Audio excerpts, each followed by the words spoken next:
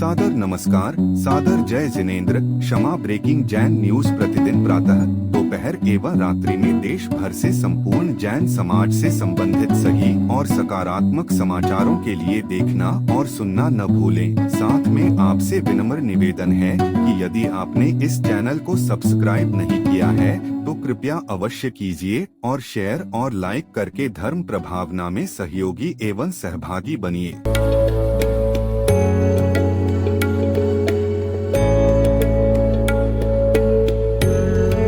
एक ऐसी संस्था जो जैन आगम के पथ पर बढ़ने वाले साधुओं की सेवा में दे रही है अपना योगदान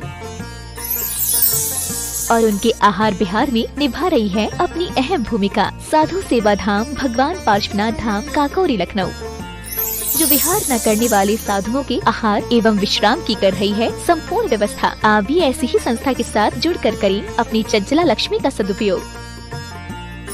एक दिन का आहार मात्र 2100 रूपए एवं आजीवन 11,000 रूपए। इसके अलावा वर्ष में 2 दिन आपकी ओर से आहार एवं आपका नाम शिलापट पर किया जाएगा अंकित। Bank details Bhagwan Parshvanath Dham trust, bank of Baroda, Chowk branch Lucknow. खाता संख्या 064501000299154। IFSC code BARB0 LUCKNO।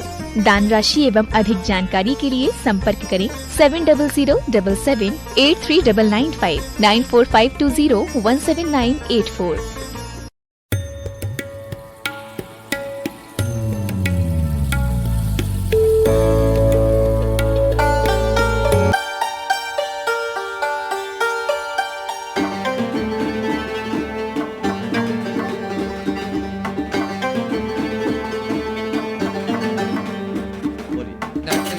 Jain Ujjain और उसके बाद में तैयार रहेंगे प्रकृति जैन अपनी बहन के साथ में। मुनि महाराज को नमोस्तु और छुल्लक जी को इच्छा भी। महाराज जी, एक अच्छा सा आयुर्वेद के हिसाब से एक प्रश्न है। चरक संहिता और सुश्रुत संहिता आदि ग्रंथों में ये लिखा है कि भारत में 16 वर्षीय बालिका विवाह योग्य मानी गई है और बालक की उम्र 18 वर्ष मानी गई है। तो आपका मार्गदर्शन चाहिए कि आज के संदर्भ में क्या ये उचित है कि नहीं है? बिल्कुल उचित है। हमारे शास्त्रों में तो कहा है बाल विवाह का निषेध है।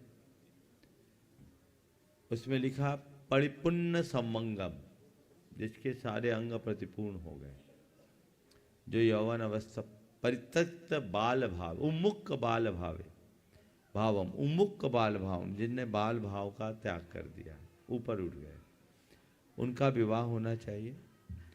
कानून की तरफ अगर देखा जाए तो 18 और 21 साल है, इस बीच विवाह हो जाना चाहिए। विवाह कन्या का होता है और 20 साल तक ही कन्या होती है। 22-24 साल के बाद तो परिपक्व युवती हो जाती। पहले डाइवोर्स के केस कम होते थे, आजकल डाइवोर्स ज़्यादा होता है। क्यों? क्योंकि कन्या ढल जाती थी और युवती अब अपना दिमाग चलाने लगी। इसका मतलब ये नहीं है कि सारा दोष उन्हीं को। जब जैसे जैसे व्यक्ति का बौद्धिक स्तर ऊंचा होता है, भावनाएं गौण होने लगती, ईगो क्लैश होते हैं। और ये भी पूरे विश्व में एक बहस का विषय बना है।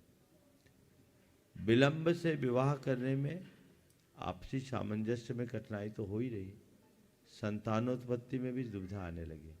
आप एक चिकित्सक हैं तो इस बात को अच्छे से समझते हैं। आज डॉक्टरों के पीछे लाइन लगानी पड़ती है ना। अब तो IVF वालों के लिए कितनी लाइन हो गई और बेड रेस्ट सब चल रहा है। आप यहाँ जितनी माताएं बैठी हैं 4-4, 6-6 को जन्म देने वाली, उनने तो कभी बेड रेस्ट नहीं किया होगा। और थोड़ी और 20 साल पीछे जाए तो कई ऐसी माताएं होंगी जिनने 8-10 को जन्म दिया होगा और जन्म देने के पहले चक्की भी चलाई होगी, कुआं से पानी भी खींचा होगा। ये क्या है? ये प्रक्रियागत अंतर है। हम प्रकृति के विरुद्ध जाएंगे तो उसका परिणाम विपरीत ही होगा। इसलिए एक अलग जगह नहीं चाहिए। महाराज, फिर उच्च शिक्षा कैसे पाए? कोई जरूरी नहीं है, विवाह के बाद भी तो उच्च शिक्षा हो सकती है और ऐसी सुविधा देनी चाहिए। लड़के हो या लड़कियां, विवाह के बाद पढ़ेगी बच्ची, ये आपस में तय हो और पढ़ सकते हैं। क्योंकि इसके बहुत दुष्परिणाम भी सामने आ रहे हैं। आज हमारे बीच बहुत युवक और युवतियाँ हैं, अगर एकांत में उनसे पूछ लो, रैंडम पूछोगे तो पता लगेगा आज के समय में विवाह छोड़कर बहुत सारी बातें हो जाती। तो ये अनाचार फैलता है। इसलिए यौवन अवस्था में पदार्पण करते ही जो हमारी शास्त्रीय व्यवस्था है विवाह आदि के बंधनों में बंधने की, वो हो जाना चाहिए। और उसके बाद उनको अध्ययन अनुशीलन की अनुकूलता देनी चाहिए। ऐसे भी लोग हैं जिन्होंने विवाह के बाद IAS की परीक्षा उत्तीर्ण की। ऐसी भी महिलाएं हैं जो विवाह के बाद जज बनी और हाईकोर्ट तक की जज बन के निकली। तो ऐसा नहीं है कि नहीं हो सकता, आज भी हो सकता है और उसकी हमें पुनः प्रवृत्ति करनी चाहिए, इसे प्रोत्साहित करना। नमस्ते नमस्ते। गुरुदेव के चरणों में मेरा बारंबार नमोस्तु। प्रकृति जैन और उसके बाद में अपने बीच में पूर्व डिप्टी कलेक्टर कैलाश चंद जी कांता जी जैन यहाँ उपस्थित है, जो गुणायतन से भी जुड़े हुए, वे अपना प्रश्न करेंगे। गुरुदेव के चरणों में मेरा बारंबार नमोस्तु नमोस्तु नमोस्तु। छुल्लक महाराज जी के चरणों में इक्षामि इक्षामि इक्षामि। महाराज जी, मेरा प्रश्न ये है कि हमारे जो बुजुर्ग लोग हैं वो शुद्धि को बहुत मानते हैं, और ऐसे हम कभी बाहर से भी आते हैं तो वो पहले बोलते हैं कि शुद्धि करो, उसके बाद ही घर में कुछ छुओ। तो इसके पीछे लॉजिक क्या है, या फिर कुछ ग्रंथ में इसका उल्लेख किया गया है? तो देखो, बहुत अच्छा सवाल। शुद्धि का तो बड़ा लॉजिक है, समझिए। एक डॉक्टर ऑपरेशन करने जाता है तो जो OPD के कपड़े होते हैं वही पहन के जाता है क्या? यहाँ कोई डॉक्टर है? सर्जन थे ना योगेश, चले गए कि है? चले गए क्या? कहाँ है? थोड़ा खड़े तो ये बताओ योगेश, OPD के कपड़े पहनकर सर्जरी करने OT में जाते हो क्या? बदलते हो? क्यों बदलते हो?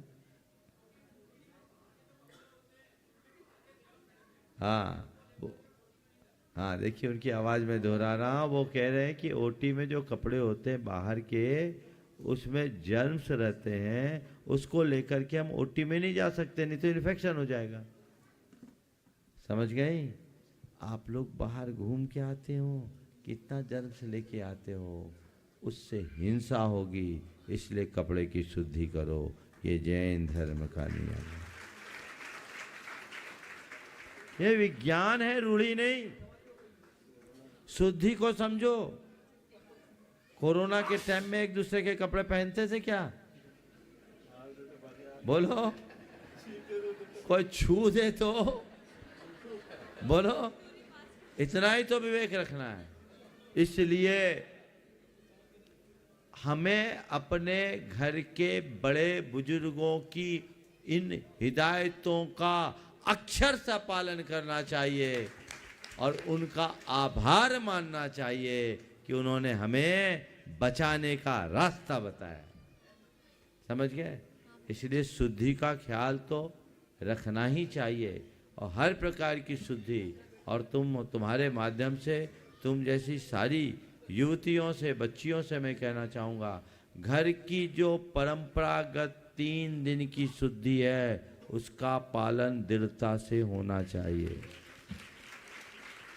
ये पालन दृढ़ता से करो। क्यों महाराज? ये तो नेचुरल प्रोसेस है। नेचुरल प्रोसेस से मैं भी मानता हूँ, लेकिन ध्यान रखो, मल जब तक शरीर के भीतर होता है वो ग्राह्य होता है, शरीर से बाहर निकलता है, शुद्धि करनी पड़ती है।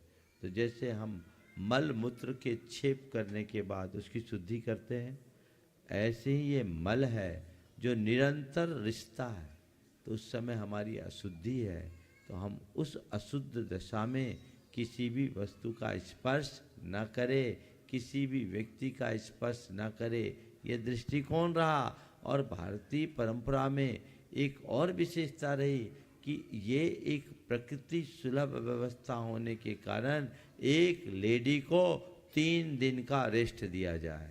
ये आपके रेस्ट के डेज हैं, 3 दिन कंप्लीट रेस्ट। और उस दिन, उन 3 दिनों में घर की दूसरी सदस्याएं ये काम करे, और घर में दूसरी महिला ना हो तो पति घर का काम करे। इसमें क्या बात है, करना चाहिए, क्या है, इन्हीं का ठेका है क्या? और एक बात बताऊं, जो ऐसा एक सर्वे आया कि पति और पत्नी यदि साथ में मिलकर के भोजन बनाते हैं तो उनके दाम्पत्य में ज्यादा मधुरता होती है। क्या दिक्कत है? इसको छोटा काम क्यों समझते हो? बोलो। अरे भैया हम तो कह रहे भी खाना ही बनवा लो, आगे तो बर्तन भी मांजना पड़ेगा। समय बदल रहा है, तेजी से बदल रहा है, समझ गए ना?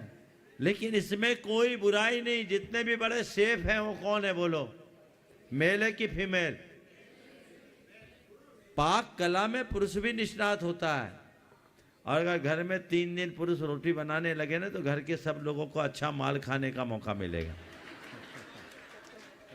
ये प्रैक्टिस में होना चाहिए, ये व्यवस्था बनानी चाहिए।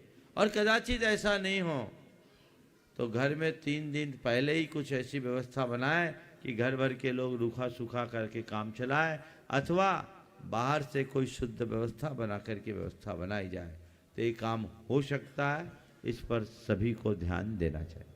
नमोस्तु महाराज जी, नमोस्तु। Kshama breaking Jain news YouTube channel पर विज्ञापन देकर धर्म प्रभावना में बने सहभागी। विज्ञापन देने हेतु संपर्क कीजिए मोबाइल नंबर 9026900740 एवं समाचार एवं वीडियो भेजने हेतु WhatsApp number 9335236222। Kshama breaking Jain news YouTube channel देखने के लिए आपको बहुत बहुत धन्यवाद। सादर प्रणाम, सादर जय जिनेंद्र।